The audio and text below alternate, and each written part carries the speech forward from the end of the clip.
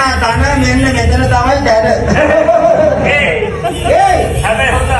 බලපන් ඔයාලා බුදු වේදිකාකාරියා. හැබැයි තන හොඳයි. මේ ජීරෝ ඔක්කොඩවට. මේ බලන්න. ඔයයි බලන්න මම ඔයයිට කැමතියි. දැන් කාලේ උන් යක්කුන්ට බයි කවුරුවා.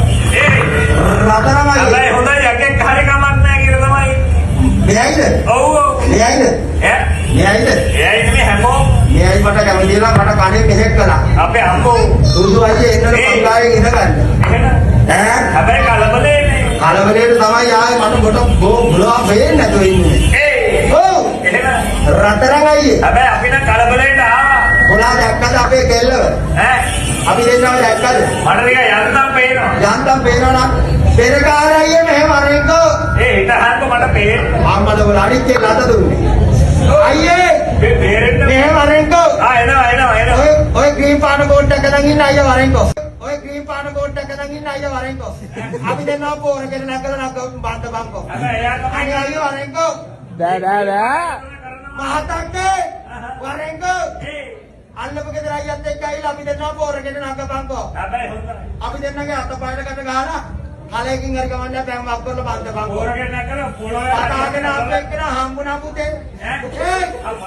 පතාගෙන අපෙක්කන හම්බුණා. එන ඔප්පයි යන්නේ. මේ පුතේ හම්බුණා වැඩි හරි. කෙල්ල කැමති. ඔව්. මොකක්ද කියන්නේ? ඔය කැමති. අපේ මෙහෙම කරා.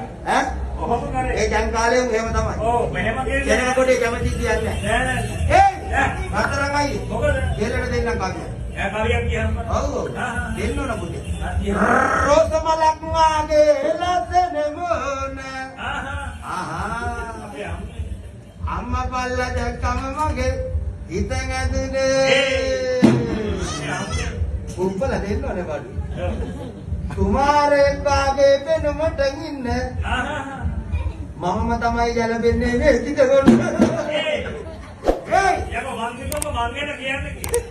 අනේ මල පෙරේත තෝ බලපන් බොරු පොට්ටෝ කඩොල් පාඩියෝ. තෝගේ හැටි බලන්න. තෝ බලපන් බාහිර වෙට පයින් ගහලා වගේ. හොඳයි.